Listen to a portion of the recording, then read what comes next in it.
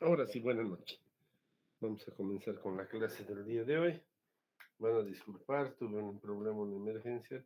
No podía estar a las 6 conectados, pero le pedí unos minutos para conectarnos más tarde. Comenzaremos, por favor.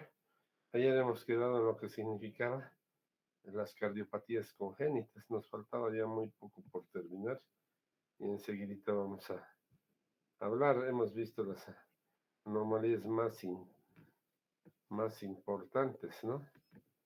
Las más destacadas. Hemos visto la transposición de los grandes vasos, etcétera. Hemos podido hacer todas esas apreciaciones. Hemos visto, a ver, ahorita les comparto, espérenme un ratito.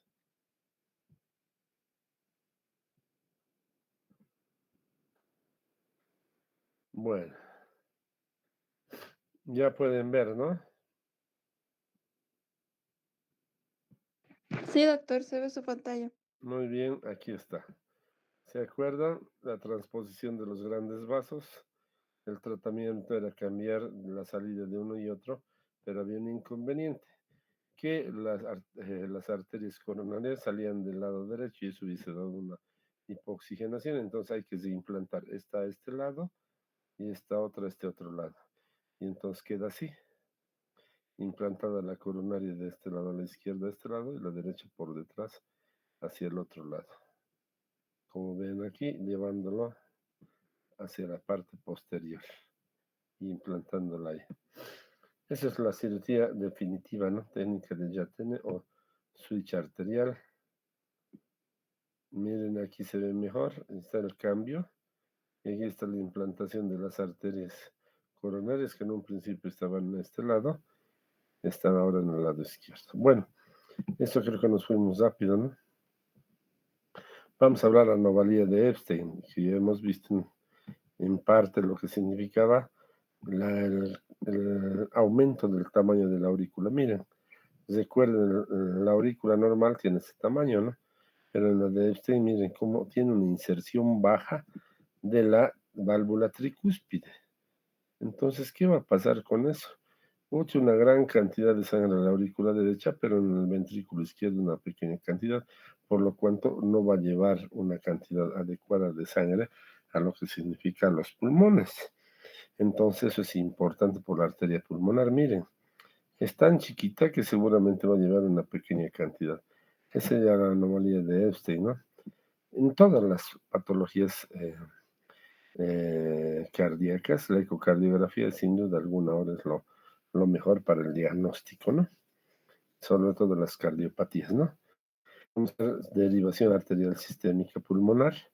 ¿Por qué? Porque la pulmonar no va a tener una gran cantidad de oxígeno. Dos, la reimplantación de la válvula, ¿no? Entonces, que eso es importante.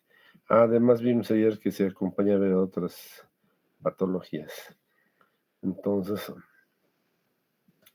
es lo que se hacía, ¿no? Si es el orificio con un parche, se hace una sempectomía auricular en el Starners y una derivación arterial sistémica pulmonar.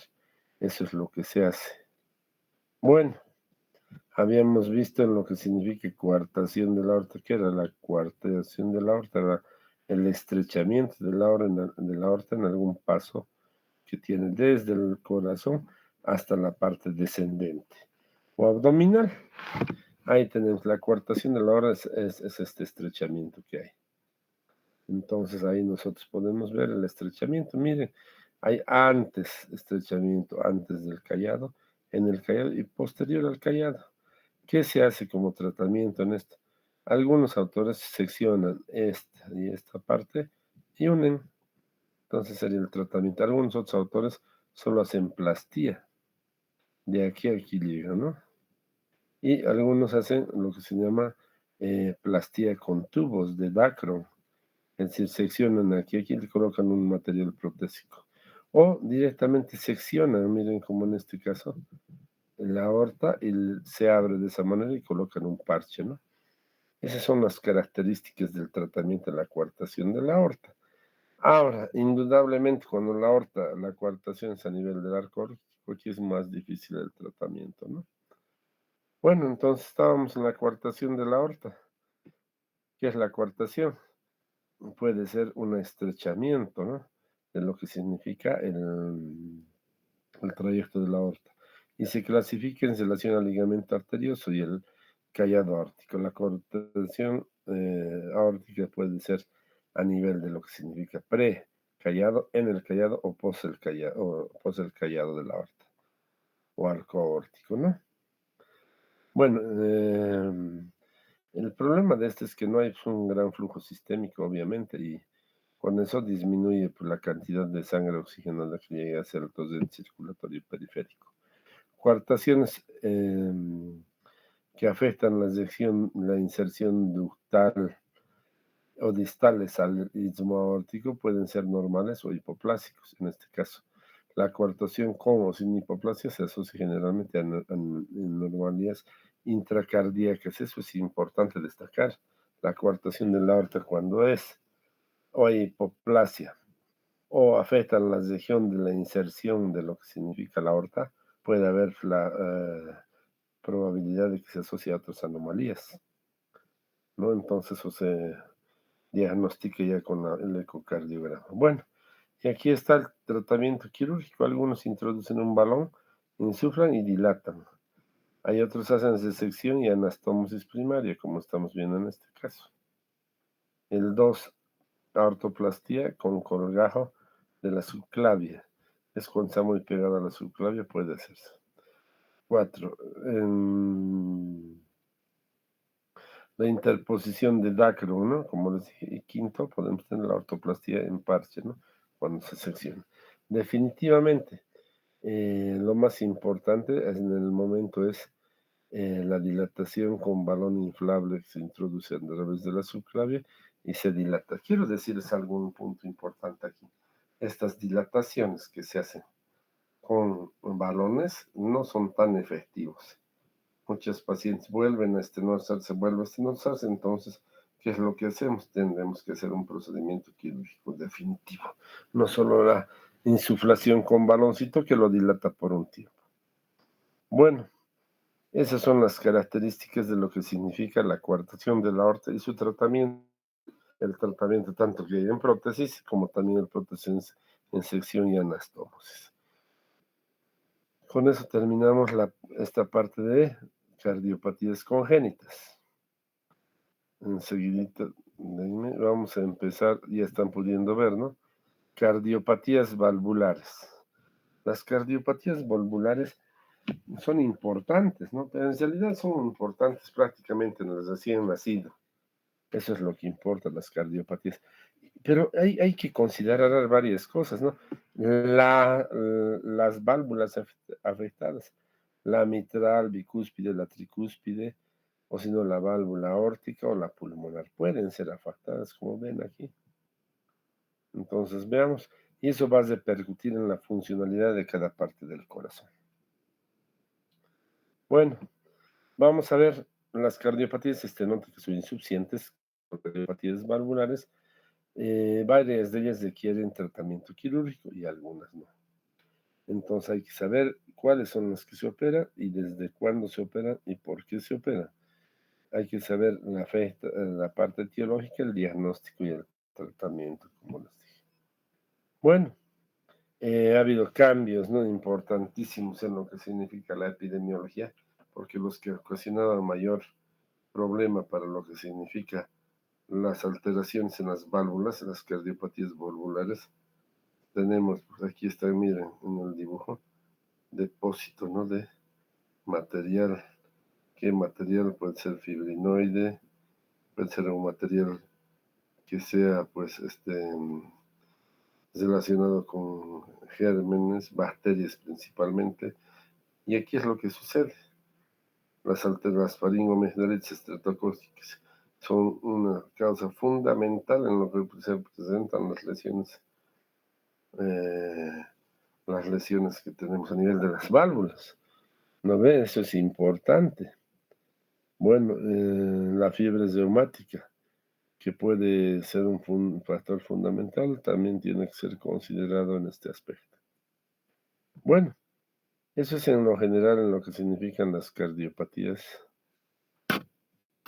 valvulares, ¿no? Repetimos, hay dos procesos, estenosis o insuficiencia, de la tricúspide, mitral, de la aorta o de la pulmonar. Eso es claro, ¿no? Entonces,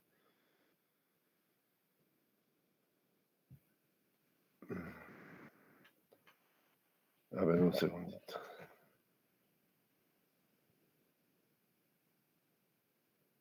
Bueno, ahí está. La valva tricúspide del ventrículo derecho, bicúspide del izquierdo, mitral. Obviamente, miren, el tejido es muy grande y es mejor tolerado. Luego, es importante saber el diagnóstico, la anamnesis, exploración física. La ecocardiografía transtorácica es la más común, ¿no? Es la ecocardiografía que se realiza a nivel del tórax y hay otra ecocardiografía importante, que es lo que significa la transesofágica, ¿no? Entonces eso es fundamental para hacer tratamiento. También es importante el cateterismo cardíaco que nos ayuda en el diagnóstico. Pongan esto, es un punto importantísimo, es este. La anamnesis y la exploración física, desde luego, así son muchas patologías diagnosticadas, ¿no? Eso es importante. Pero quiero decir, algo es importante, la ecocardiografía transtorácica y la transesofágica. La transtorácica es la convencional, la transesofágica es la que se realiza para detectar sobre todo alteraciones a nivel de la base del corazón. Y finalmente el cateterismo cardíaco. Bueno, sigamos avanzando. Vamos a empezar por cada una de las válvulas. La válvula mitral. La válvula mitral es una de las más afectadas por la fiebre reumática. Entonces es importante lo que afecta. Mira, es más predominante en mujeres en 2 a 3, 2 tercios, y también después de los 12 años. Patología. ¿Qué pasa? Una válvula normal tiene estas características. Y esta. La tricúspide, 3 valvas, obviamente, ¿no? Tiene que también la relación en cuánta fuerza hace la sangre para pasar de la aurícula al ventrículo. Bueno, ¿qué más vamos a tener? La válvula mitral es una de las más afectadas. El área normal es de 4 a 6 centímetros, estenosis es menor y hay también insuficiencia cuando hay alguna alteración. La estenosis se clasifica en moderada, menos de 2, y grave, menos de 1 centímetro. Y obviamente leve es de 3 a 4 centímetros aproximadamente. Se produce hipertensión arterial en lo que significa la estenosis mitral. ¿Por qué se produce hipertensión pulmonar? Porque existe un reflujo importante, lo que significa un reflujo de lo que significa perdón, un reflujo de lo que significa la sangre. Aquí estábamos hablando de estenosis mitral. Aquí está. Si la estenosamos, ¿qué va a pasar con la sangre de aquí? Va a tratar de vencer para llevar al ventrículo derecho, pero no va a vencer porque es muy fuerte. ¿Qué va a pasar con esa? Se sale. Entonces, así son las características, ¿no?, de la estenosis. Y hay que ver toda la relación que existe. Si este se estenosa, no pasa sangre de la aurícula derecha al ventrículo derecho, entonces comienza a crecer. Esta sangre se fluye a su vez por las venas cavas, que es fundamental. Bueno, veamos, vamos a ver, ¿no?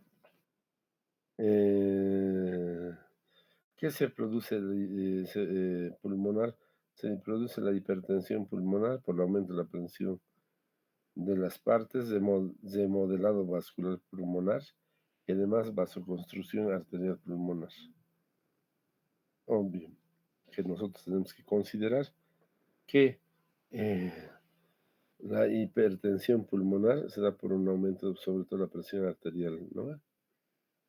El remodelado vascular pulmonar es un componente fijo que se trata de equilibrar lo que significa la parte de intercambio gaseoso. La vasoconstricción arterial pulmonar es un componente reactivo, que quiere decir que se presenta por causa de eso. ¿Qué síntomas tenemos en lo que significa perdón, la estenosis mitral?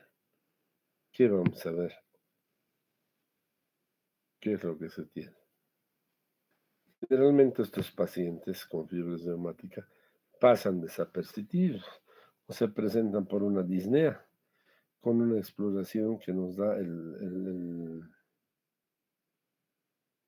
bueno, entonces aquí vamos a ver la disnea, la exploración física, como les decía, la radiografía, la ecocardiografía era el cateterismo cardíaco. Esas son las pruebas diagnósticas que se hacen. ¿Qué es lo que pasa cuando tenemos una estenosis? Como en este caso, miren, estrechamiento. Hay que hacerles una comisurotomía, es decir, hablar.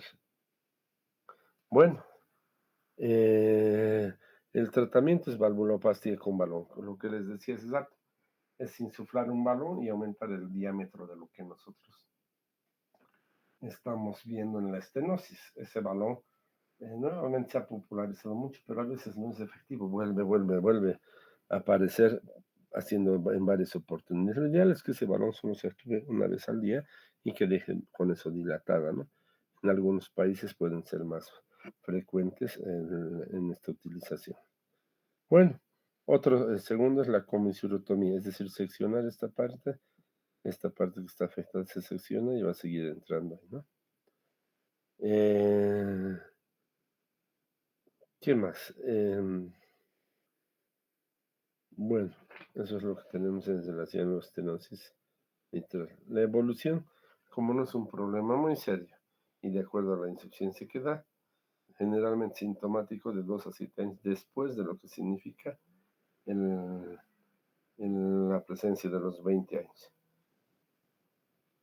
Eso es lo que hacemos. Bueno, veamos ahora la siguiente, insuficiencia mitral. Miren, en el dibujito está bien especificado.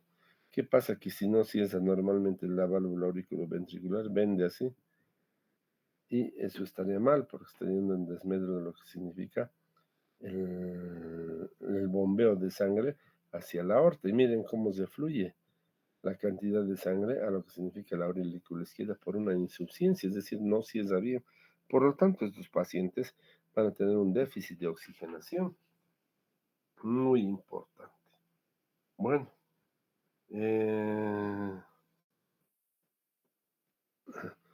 ¿qué más? El diagnóstico se realiza con disnea al ejercicio, disminución de la tolerancia al ejercicio. Ya. Bueno, ¿qué más se hace? Esta insuficiencia mitral va a producir un suplo holosistólico. La mayor parte de las insuficiencias tienen esa característica. Más irradiado hacia la axila. ¿Por qué? Porque esta es la base pues, de los dos, o de las estructuras anatómicas, ¿no? Bueno, vamos a ver pruebas diagnósticas, electrocardiogramas, ecocardiograma. Es muy importante el ecocardiograma, ¿no? Miren, sin cirugía la supervivencia en 80% a 5 años y del 60 a los 10 años. ¿Qué quiere decir? Esto tiene una posibilidad pequeña, ¿no?, de subsistir, pero hay que hacer un tratamiento médico adecuado y quirúrgico también, con reparaciones o prótesis proteicas. Bueno, válvula aórtica, la estenosis aórtica. ¿Qué es lo que sucede, no? Estábamos viendo hace rato insuficiencia, estenosis. ¿Qué es lo que pasa en la estenosis?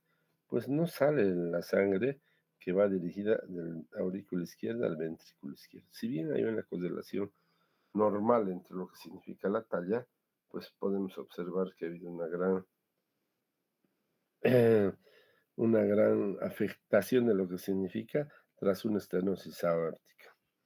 Bueno, la etiología es enfermedades degenerativas, fiebre reumática y idiopática. Nosotros sabemos bien qué es lo que sucede. Quitamos. Si estrechamos eso y sale una pequeña cantidad, pucha, va a generar un problema importante de percusión en lo que significa la parte hemodinámica del paciente. Bueno, bueno, jóvenes, con eso quedaremos hasta mañana. Vamos a comenzar esto el, el día de mañana a las 6 de la tarde también les espero. Si hubiese alguna contingencia, obviamente les voy a hacer llegar de mi posición y además qué es lo que está sucediendo. Listo, quedaremos ahí en lo que significa la estenosis aórtica y que obviamente estamos bien ilustrados en ese tema. Bueno, muchísimas gracias, buena noche. Gracias, doctor. Gracias, Buenas doctor. Hasta noches. luego.